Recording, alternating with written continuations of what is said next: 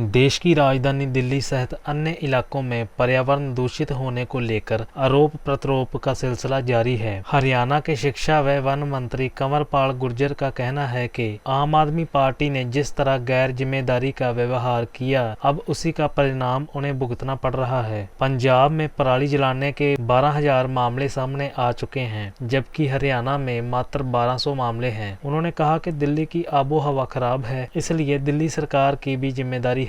उन्होंने कहा, हरियाणा ने इस मामले में अच्छा काम किया है। किसानों को सब्सिडी पर मशीनें खरीद कर दी हैं, जिसके अच्छे परिणाम सामने आए हैं।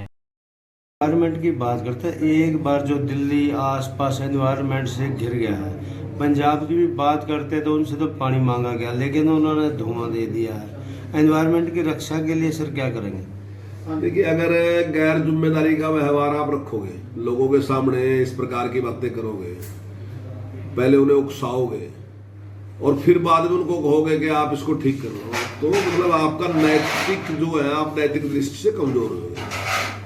अब जब ये आंदोलन चल रहा था तब तो दूसरी भाषा बोल रहे थे उनके साथ। अब सरकार इनके हाथ में आई तो अब उनको रोकना चाहते तो रुकती नहीं, और उसका ही परिणाम है कि जो पराली जलाने के केस है जो हरियाणा में है वो 1200 है और जो पंजाब में है 12,000 है। तो ये सारा का सारा इनके ही करत रहा है।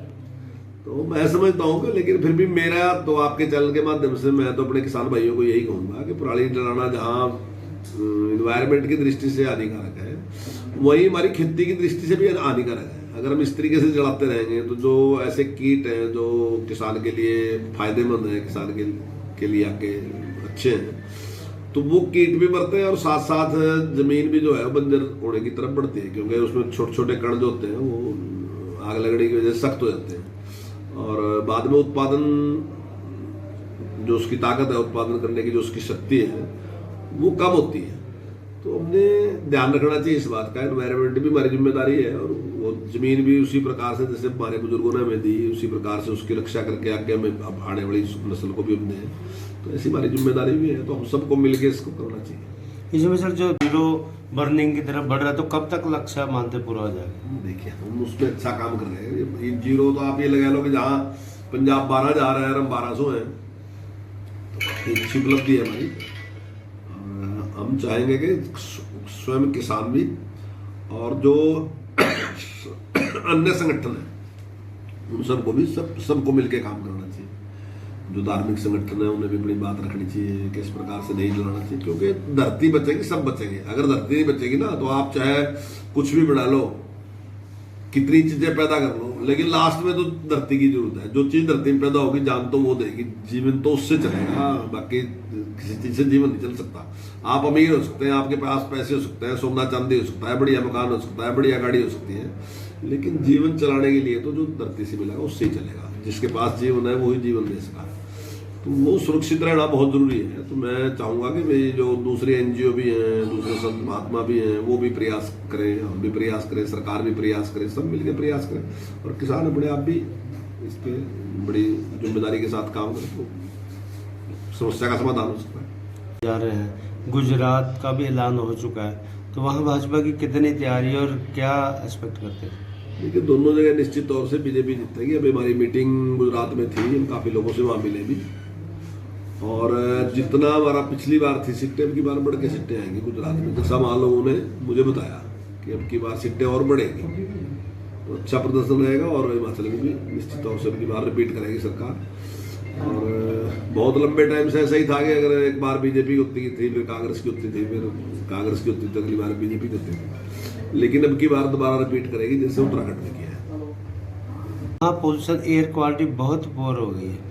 ऐसे कहा जाता है कि एक आदमी जैसे 15 सिगरेट पी लेता ना, जो नहीं पीता, इतना पोल्यूशन हो चुका है सर। देखिए, इसमें पहली बात तो दिल्ली सरकार की भी जिम्मेदारी है। ऐसा नहीं है कि सारा पंजाब से धुआं चलेगा, हरियाणा से धुआं चलेगा और वो दिल्ली में जाएगा। स्वयं दिल्ली की भी जिम्मेदारी है, लेकिन क्योंकि बात चल पड़ी तो इसलिए दिल्ली अपनी जिम्मेदारी को छोड़ के बैठ गया। उसको वो पंजाब के जिम्मे लगा दिया कि उन्होंने पराली फूंक दी, इसलिए ज्यादा धुआं आएगा। ठीक है, उनकी भी जिम्मेदारी है, लेकिन दिल्ली की अपनी जिम्मेदारी भी है। लेकिन हरियाणा ने जिस प्रकार से काम किया वो काबिल तारीफ है कि हमने किसानों को जिस प्रकार से सारे जो इंस्ट्रूमेंट थे उनको देने की बात पराली को इकट्ठा करने की, काटने की, इकट्ठा करने की, उसकी गांठें बांधने की।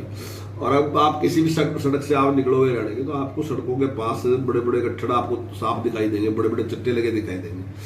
तो हमने काफ़ी बड़ी सब्सिडी देके लगभग 80-85% सब्सिडी देके मशीनें भी दी हैं। और मैं समझता हूँ आने वाले टाइम में तो हरियाणा में कोई भी जलाने वाली बात रहने की नहीं, क्योंकि उससे पैसा मिल रहा है उनको, ठीक ठाक किसानों को पैसा मिल रहा है।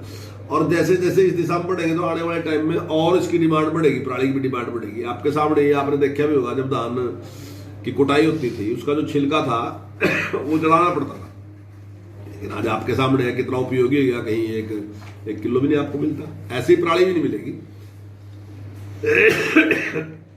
हरियाणा ने उस दिशा में अच्छा काम किया। 38 सरकारी स्कूलों में 100 से ज़्यादा विषय बंद कर दिए सर।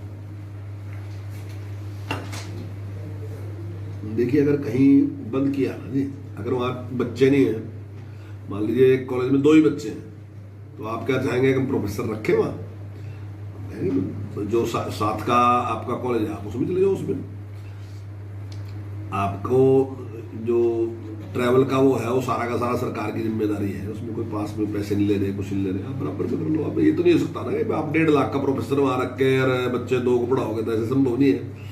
तो अगर कहीं बंद किया ना तो आप उसकी जांच कर लो, वो ऐसे ही है कि जहाँ 1 या 2 बच्चा है, 3 बच्चे हैं, जहाँ बच्चे नहीं है तो फिर तो करना पड़ेगा ना। तो ये तो सर जैसे जो संस्कृति स्कूल अभी आपने खोले, टीचरों की भर्ती हो गई है, तो कब से सुचारू? नहीं, आज आपने देखा नहीं कि हमने सारे काफ़ी जो संस्कृति मॉडल स्कूल थे जो उनमें हमने टीचरों को भेज दिया, वहाँ पे प्रिंसिपल भेज दिए हमने, वहाँ पे जल्दी कभी पूरी कर देंगे, थोड़ी बहुत ही है वो भी, लेकिन उनके सारे जो टेस्ट थे वो टेस्ट हो गए, वो सारे टीचर हमने भेज दिए, लगभग पूरे। सर एक सरकार ने पहली बार भाजपा की स्थिति में रजिस्ट्रल लाइन लगी, बड़ी सरपंच आ रहे हैं। देखिए बहुत ही अच्छी पोजीशन रही और मैक्सिमम जो सरपंच है वो हमारी पार्टी के जीत के आए हैं, और बड़ी खुशी की बात है ये। और जहाँ ये जीत खुशी की बात है, वहीं जिम्मेदारी भी कंधों पे आई कि जो विकास के काम है वो और तेज गति से करके लोगों की समस्या का समाधान करें। इसमें आदमपुर के लिए तो क्या मानते हैं? देखिए मैंने तो पहले भी कहा कि अच्छी बड़ी जीत होगी, और मुझे उम्मीद है कि 20,000 से ज़्यादा वोट से भारतीय जनता पार्टी वहाँ जीत दर्ज कराएगी अपनी, क्योंकि लोगों का बड़ा समर्थन है भारतीय जनता पार्टी के साथ। और कुलदीप बिश्नोई जी का अपने परिवार का बड़ा भारी असर है वहाँ पे, जहाँ उसका लाभ मिलेगा तो वहाँ पार्टी का भी लाभ मिलेगा। जिस तरह से भी इस बार की जो जीत है वो कांग्रेस की है, या आप वाले अपना दावा करे बीजेपी पीछे रही है? देखिए आपका तो कुछ भी नहीं है, आपकी तो कोई 3-4 हज़ार वोट पड़ जाए तो मैं समझता हूँ बड़ी उपलब्धि है उनकी, इसमें ही खुश हो जाना चाहिए उन्हें कि 3-4 पड़ेगी। आपका कुछ नहीं है, मुकाबला कांग्रेस के साथ है, और कांग्रेस और बीजेपी का मुकाबला रहेगा। इसमें ऐसी परीक्षाएं हो रही हैं, वो तो एडवांस बुकिंग है ताकि रोड पे इस पे उधर जो भी बच्चे आते हैं मेंटली डिस्टर्ब ना हो रहा, पर मेरे गंतव्य तक पहुँचे। हाँ नहीं, सरकार का अच्छा प्रयास है, बहुत बढ़िया है, और उनको फ्री सुविधा दी ट्रैवल की, उससे लाभ होगा।